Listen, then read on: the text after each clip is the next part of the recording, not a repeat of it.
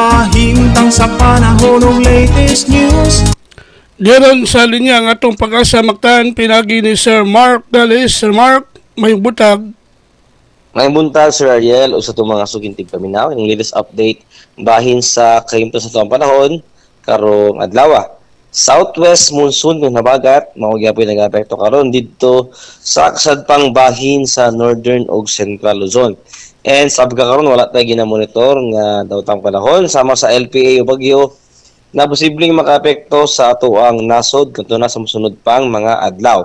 Karong adlaw, ang dakong bahin sa Kabisayaan makasinati tani panasa mga nuron adto na sa madag-umon na kalangitan na naalay mga chance sa gihapon sa mga lumalabay o mga patak-patak na mga pag-uwan, pagpanugdog kilat, gumikan na lamang aning mga localized thunderstorms.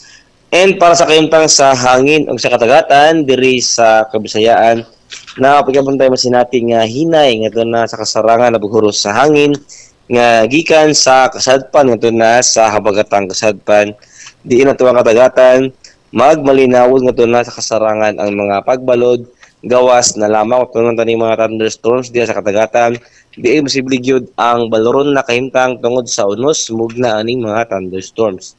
Diri sa Cebu ito ang katagatan adunay taob karo alas 5:57 sa buntag ug muhunas unyang alas 3:40 sa hapon. Temperatura karong adlaw naa sa 26 ngadto na sa 32 degrees sentigrado. Ato ang haring adlaw ning sila magulang alas 5:03 sa buntag ug musalop na unyang alas 6:08 sa gabi.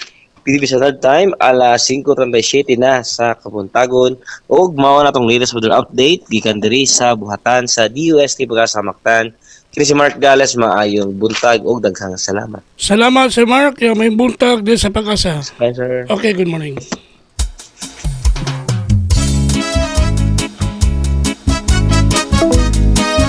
Inyo gadabati ang atong weather update kung dagan sa kahimtang sa panahon ining adlaw Miyerkules Hulyo 31 tuig 2024.